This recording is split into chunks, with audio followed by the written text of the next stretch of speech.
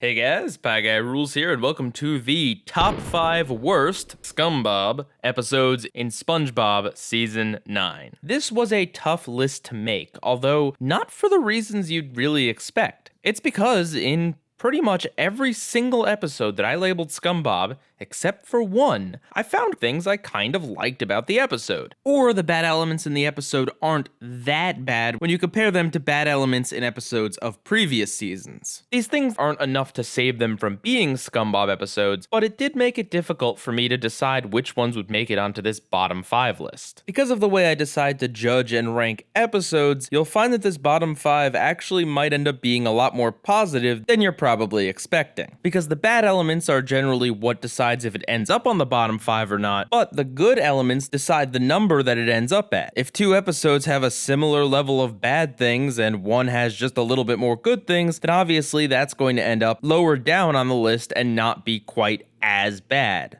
After a lot of deliberation, I think I am finally ready to give my picks. Actually, before I get to the 5 themselves, I have to give an honorary number 6 slot to an episode. This was an episode that I think was close to being number 5, but only just barely got beat out by the actual number 5.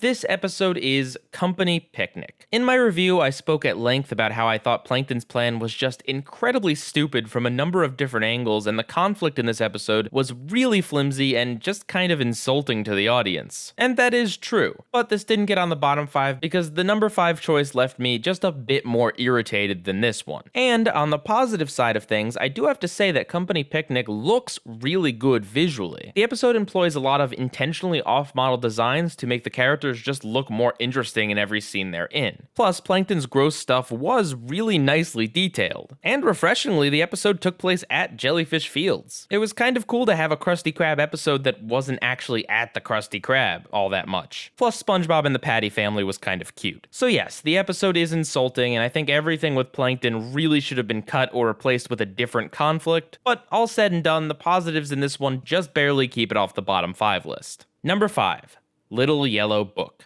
So the reason why this episode is so low on the list is that I do think the first half of the episode is actually pretty good. It's really not a bad setup for an episode with Squidward finding SpongeBob's diary. And there's some good comedy in here, like SpongeBob finding Old Man Jenkins in the toilet, and the customers being ravenous. And I like Squidward reading about SpongeBob's recounting of Squidward cursing at him and Gary biting him in return. It's actually a really clever bit to hear SpongeBob narrating the situation without hearing either character talk. These parts of the episode kept it lower on the bottom 5 list, but man oh man, did Jerky Patrick have to get one last dig in before they got rid of him in 9B. He is very unpleasant here, and so is Squidward. The second half of the episode has the story go exactly nowhere, and the ending just leaves a bad taste in your mouth. SpongeBob is crying, and Squidward hasn't learned a thing. Squidward's been a jerk in plenty of episodes, but usually they give him at least a shred of human decency by having him learn his lesson at the end. And in other episodes, what Squidward does to SpongeBob actually isn't all that bad and doesn't go much beyond just being generally rude and negative towards SpongeBob. But in this episode, Squidward publicly humiliates SpongeBob, and even by the end of the episode, he doesn't feel bad about it and decides to do it again. In other contexts, I could see this sort of thing being funny, but how it plays out in the episode really is just unnecessarily cruel to all parties involved, and it makes the episode not fun. Squidward's being nasty and unfair to SpongeBob, the crowd is being nasty and unfair to SpongeBob, the crowd is being nasty and unfair to Squidward, Patrick's being awful and unfair to everyone, and then Squidward is again unfair to SpongeBob.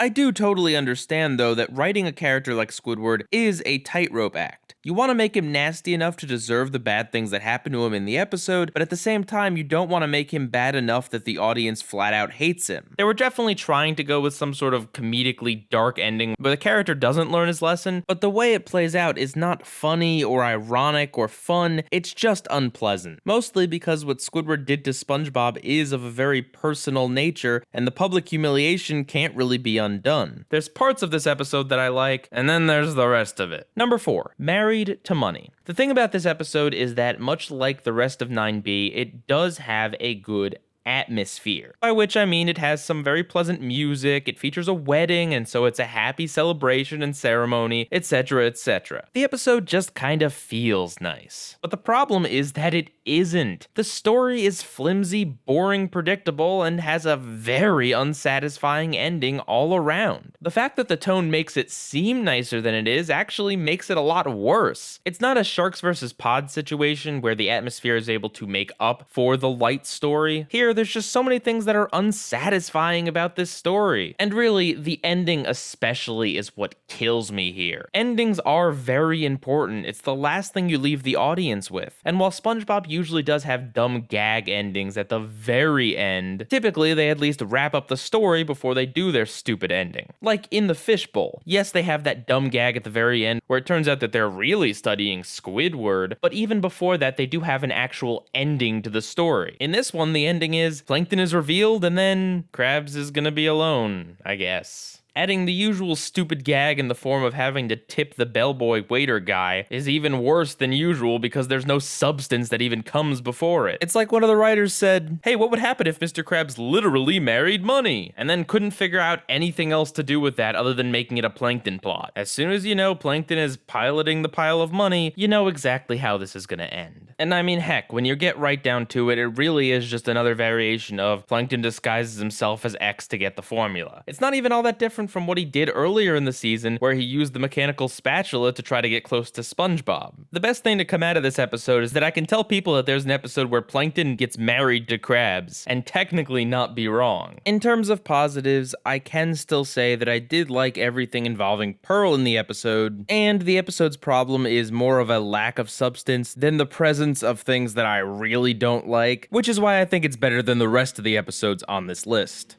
Number 3.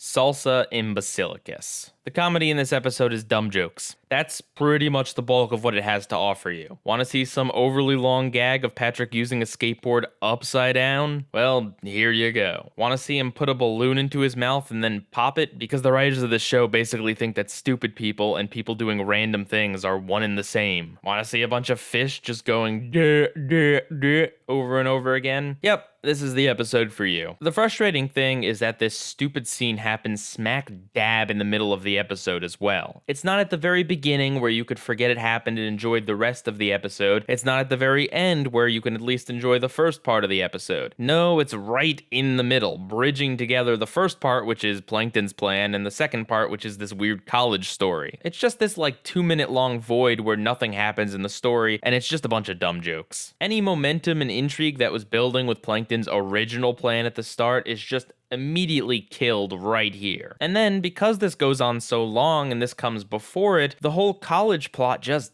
doesn't have any time. I cannot get emotionally invested in what's going on because we're just so suddenly thrown right into this conflict of Plankton being a bully and Krabs reinventing the Krabby Patty formula. And of course, all of the stupid jokes and this weird other plot of Krabs and Plankton takes away from what should have been the focus of the episode, Karen and Sandy. I like the fact that not only does the episode pair them together, but it does put them in a scenario in which it makes sense for them to bond over. Seeing as Sandy's a scientist and Karen's a computer, they're both some of the smartest people in town. But what a wasted potential it is. This is also one of those episodes that kinda gets worse the more you watch it, as the dumb jokes weren't funny the first time, but by God are they definitely not funny the second or third times. Number 2, Squid Baby. This episode basically plays out like a better version of a season 6 episode. What I mean by this is that that season was known for a lot of these quote-unquote squid torture episodes, where Squidward gets beaten up a lot and generally doesn't do too much wrong to even deserve it. But the thing is, they actually do a decent job averting a lot of the problems that those episodes run into. Patrick gets called out by SpongeBob when he hurts Squidward's head on the ceiling. Patrick also does a pretty daring rescue to help Squidward and only lands the road on his head because he was desperately trying to save him and not out of just being stupid and inconsiderate. And in general, the two of them do care about Squidward's well-being and really are trying their best to nurse him back to health. But even still, the episode does follow a similar structure to the ones that they've done a number of times in the past, and everyone kind of got sick of years ago when they overused it. It also has that really cringy stuff with SpongeBob and Patrick acting like genuine babies at the start of it, the general uncomfortableness of the fact that Squidward is turned into a baby, and at the end has a poopy diaper, which is pretty gross, and the episode's really not funny. And here's the thing, even if you strip away the other bad elements, like, you're fine with the bad stuff that happens to Squidward because SpongeBob and Patrick are trying their best. Or maybe you're not as weirded out by some of the adult baby poopy diaper stuff as I am. At the end of the day, the episode is just a rehash of Rockabye Bivalve and to an extent Goo Goo Gas. In fact, the first half of the episode pretty much is Rockabye Bivalve, and the second half of the episode is similar to Goo Goo Gas. So on top of a number of already uncomfortable, bad, and not funny things, it's just not original.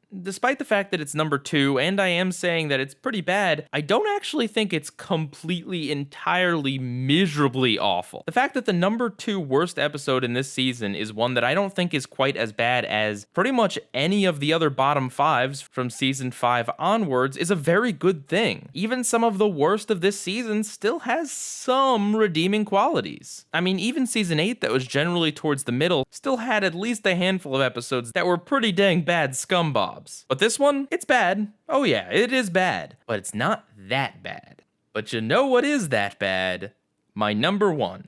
This should surprise exactly no one, but it is SpongeBob, You're Fired. Honestly, I think that this episode is almost up there with Truth or Square in terms of wasting the audience's time and not having a clue exactly what it wants to do with its story. There's something wrong with pretty much every section of the episode. The part with SpongeBob actually being fired is over such a stupidly trivial thing, and him crying and crying and crying goes on and on. The part with him moping around the house is so dry and boring. Him and Patrick being fun employed is also really slow and boring and is just a slog to get through. Then the whole section with SpongeBob trying to get a new job, making only Krabby Patties, getting kicked out, and then later getting kidnapped by each and every one of these food places is just badly written. It's repetitive and completely illogical. Why is every single one of these places trying to kidnap him? He wanted to work for them. The scene with him preparing food for Gary is irrelevant. It does nothing for the story. And it's not funny. It literally just feels like a scene in there to fill time. And then the ending is 186% predictable. Do you think maybe you could come up with something a little more creative than the Krusty Krab went to Krusty Krap when SpongeBob wasn't around to keep everything together? This episode is way worse than Squid Baby and way worse than anything else season 9 has to offer. I think it is one of the most obnoxious specials, and I can't even see the potential for a good episode in here. Because even the base idea of SpongeBob being fired as an episode has already kind of been done in a number of different ways. SpongeBob had to take a mandatory vacation in Bummer Vacation, he has been fired before in Karate Choppers, he thought he was fired in Model Sponge, and he's even tried to leave of his own volition in As Seen on TV. Not to mention the time that he and Squid went on strike. Or the time he was forced to work at the Chum Bucket. And these are just the times I remember off the top of my head. Point is, save for a very brief fight scene, I can't find anything redeemable about this episode. The writers say that Nickelodeon wasn't involved in this episode outside of just renaming the title, but if that's the case, then I just simply don't understand how something this